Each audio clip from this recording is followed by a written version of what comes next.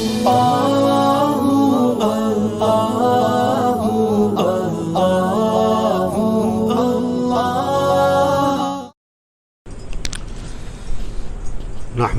ونصلي على رسوله الكريم.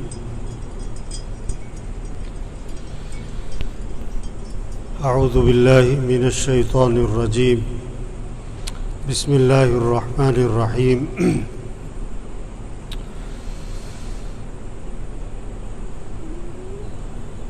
من عمل صالحا من ذكر أو أنثى وهو مؤمن فلنحيينه حياة طيبة.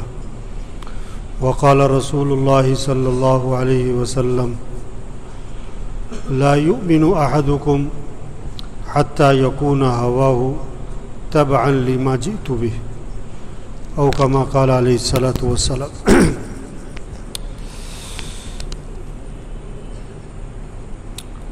میرے دوستو، دنیا میں نہ کوئی ہمیشہ رہا ہے، نہ کسی کو ہمیشہ رہنا ہے. جو بھی دنیا میں آیا ہے اسے دنیا سے جانا ہی جانا ہے، مرنا ہے. اس کے بعد پھر قبر، عالم برزخ، موت سے لے کر قیامت تک کا زمانہ. اب وہ کتنا عرصہ ہے اللہ عالم. پھر اس کے بعد قیامت کا دن. قرآن پاک میں آتا ہے 50,000 سال کا دن. یا اللہ، 50,000 سال. اور پھر اس کے بعد فیصلہ ہے، یا جنت یا جہنم.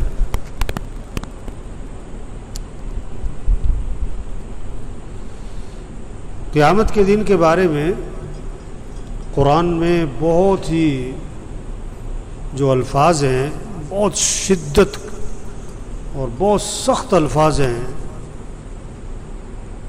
قیامت کا دن، القارعۃ ما القارعہ، یہ قیامت کا نقشہ کھینچا ہے. ایک کھڑکا دینے والی چیز آنے والی ہے. اور تمہیں پتہ ہے وہ کھڑکا دینے والی چیز ہے کیا ہے؟ اب یہ سارا قیامت کا نقشہ ہے. الحاقۃ ما الحاقہ، قیامت. اذا زلزلت الارض زلزالها، یہ قیامت ہے. اذا السماء انفطرت، قیامت. اذا الشمس كورت، قیامت. اذا السماء انشقت، یہ قیامت. اذا وقعت الواقعہ، سارا قیامت کا تذکرہ آ رہا ہے.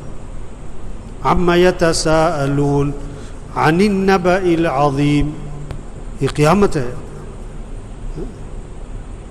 اللہ قرآن میں فرماتے ہیں کہ یا ایھا الناس اتقوا ربکم ان زلزلۃ الساعۃ شیء عظیم. قیامت کا زلزلہ بہت سخت ہے. یوم ترونها تذهل كل مرضعة عما ارضعت وتضع كل ذات حمل حملها وترى الناس سکارى وما هم بسکارى. دودھ پلانے والی عورت دودھ پیتے بچے کو بھول جائے گی. اتنا ہولناک دن ہو. حاملہ عورتوں کے حمل ساکت ہو جائیں گے خوف کی وجہ سے، اس دن کی ہولناکی کی وجہ سے.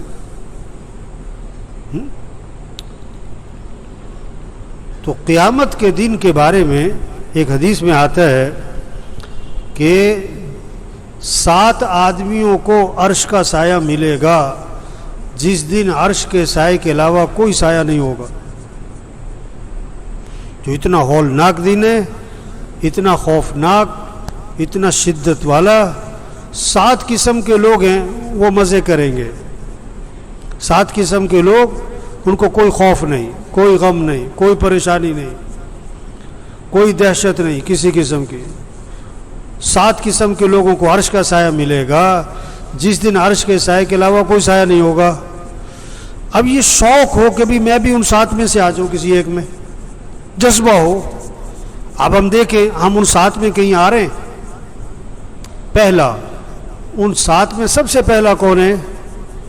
فرمایا کہ عدل کرنے والے حکمران. عہدہ ملا ہوا ہے، اختیارات ملے ہوئے ہیں.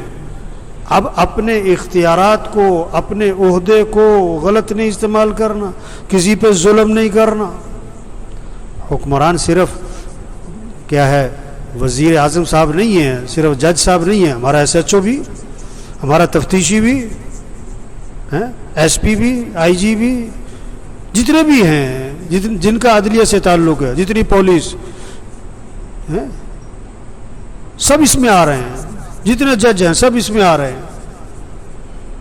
عدل کرنے والا حکمران سب سے پہلے اس کو عرش کا سایہ ملے گا. ظلم نہیں کرنا.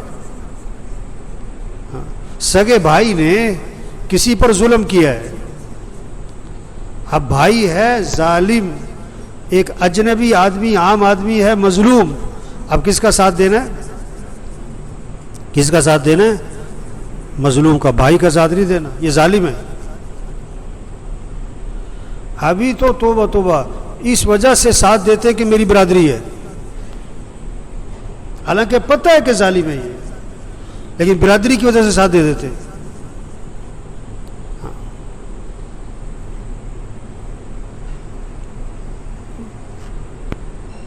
عدل کرنے والا حکمران سب سے پہلے اس کو عرش کا سایہ ملے گا.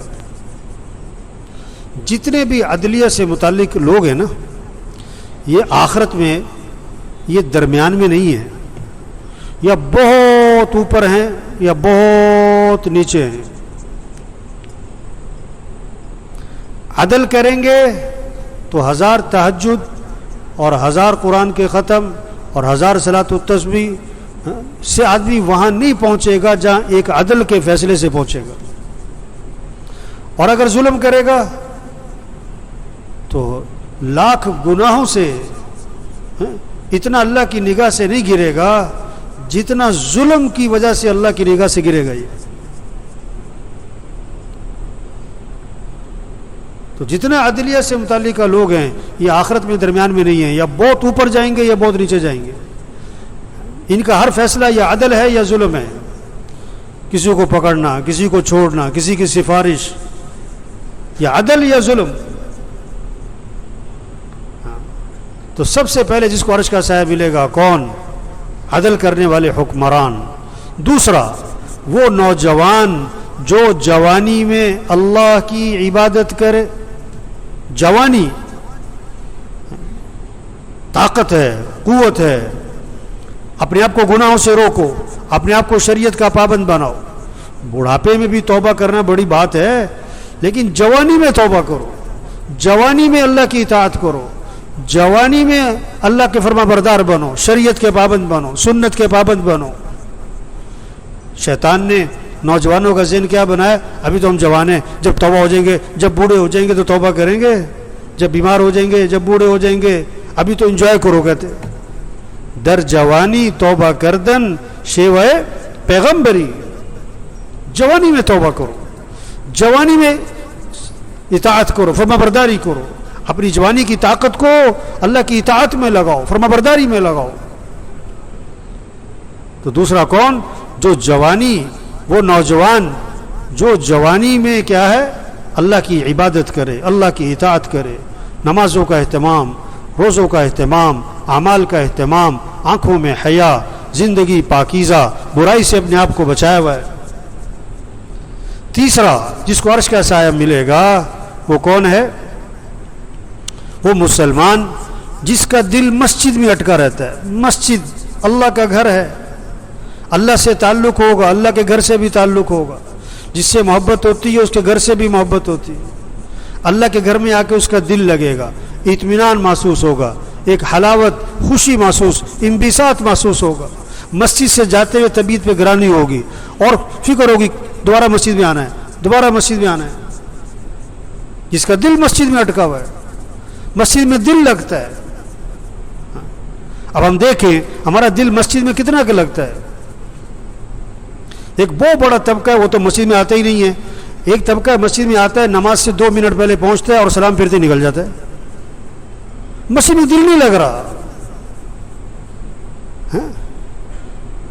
سعید بن مسیب رحمۃ اللہ علیہ فرماتے ہیں 20 سال کے عرصے میں کبھی ایسا نہیں ہوا کہ آذان ہوئی ہو اور آزان سے پہلے میں مسجد میں موجود نہ ہوں. آزان سے پہلے مسجد میں. ابھی تو نماز سے 10 منٹ پہلے ایسے لگتا ہے جیسے کسی نے آنے کوئی نہیں ہے, اور نماز کے 10 منٹ بعد ایسے ہوتا ہے جیسے آئی کوئی نہیں تھا. دل نہیں لگ رہا مسجد میں. تو عرش کا سایہ ملے گا کس کو؟ جس کا دل مسجد میں اٹکا ہو, مسجد میں دل لگتا ہو. چوتھا جس کو عرش کا سایہ ملے گا وہ 2 مسلمان جو اللہ کے لیے آپس میں ملتے ہوں اور اللہ کے لیے جدا ہو جاتے ہوں, جن کا ملنا جلنا اللہ کے لیے, دین کے لیے. آج عام طور پر ملنا جلنا غرض کے لیے ہے. غرض, کسی کو فون کرتے ہیں کوئی غرض چھپی ہوئی ہے, کسی کے گھر جاتے ہیں کوئی غرض چھپی ہوئی ہے, کسی کو مٹھائی دیتے ہیں کوئی غرض چھپی ہوئی ہے. نہیں, اللہ کے لیے ملو, اللہ کے لیے کسی کے پاس جاؤ, اللہ کے لیے کسی کو اپنے پاس بلاؤ, اللہ کے لیے کسی کو کھانا کھلاؤ, اللہ کے لیے کسی سے دوستی لگاؤ. کوئی غرض نہ ہو پیچھے.